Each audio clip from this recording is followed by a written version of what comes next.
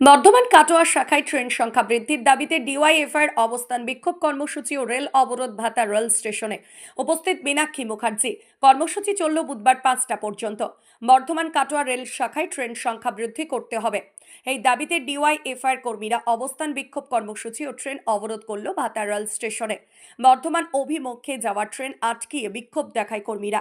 উপস্থিত ডিওয়াইএফআইয়ের রাজ্য সম্পাদক মীনাক্ষী মুখার্জি ও সভাপতি ধ্রুবজ্যোতি সাহা সহ জেলার সমস্ত নেতৃত্ব। কয়েক হাজার মানুষ উপস্থিত হয়েছিলেন এই পথসভায়। কড়া নিরাপত্তা ছিল রেল পুলিশের ও ভাতার থানার পুলিশের। সাধারণ মানুষ এই পথসভাকে সমর্থন করে। সাধারণ মানুষ জানায়, যেভাবে যাত্রী সংখ্যা বৃদ্ধি পেয়েছে তাতে করে দিন দিন দুর্ঘটনার ঘটনা ঘটেই চলেছে, কারণ ট্রেনে ঝুলে ঝুলে যেতে হয়, যার ফলে ট্রেন থেকে পড়ে গিয়ে দুর্ঘটনা ঘটছে। রেল দপ্তর আশ্বাস দিল কোনো কাজ হচ্ছে না।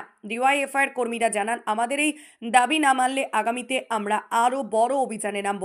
ভাতার থেকে আমিরুল ইসলামের রিপোর্ট, সুন্দর বাংলা নিউজ। কাটোয়া বর্ধমান লাইনে ট্রেনের সংখ্যা বাড়ানো, ডবল লেন করা। কাটোয়া আহমেদপুর লাইনেও যেভাবে প্রতিদিন গরিব মানুষ, ছাত্র যুবরা লেখাপড়ার জন্য, চিকিৎসার জন্য, কাজের জন্য হয়রানি হয়, 8-9 মাস আগেও স্টেশন মাস্টারের কাছে এবং যথাযথ জায়গাতে ডিওয়াইএফআই কথা বলেছে, তারা কথা দিয়েও ছিলেন, কিন্তু তারপরে যে সেই এক জায়গায় আছে।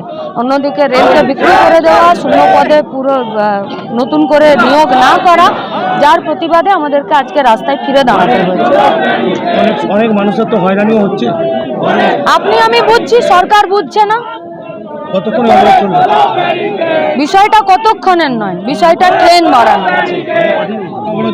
সরকার যদি ভাবছে যে আমরা দাবি না পূরণ করে কানে তেল দিয়ে বসে থাকবো, তাহলে আপনাকে এবং আমাদেরকে গোটা রাজ্যের মানুষকে বুঝিয়ে নিয়ে ঠিক করতে হবে যে সরকার মানুষের প্রয়োজনে নাকি কানে তেল দিয়ে ঘুমানোর জন্য।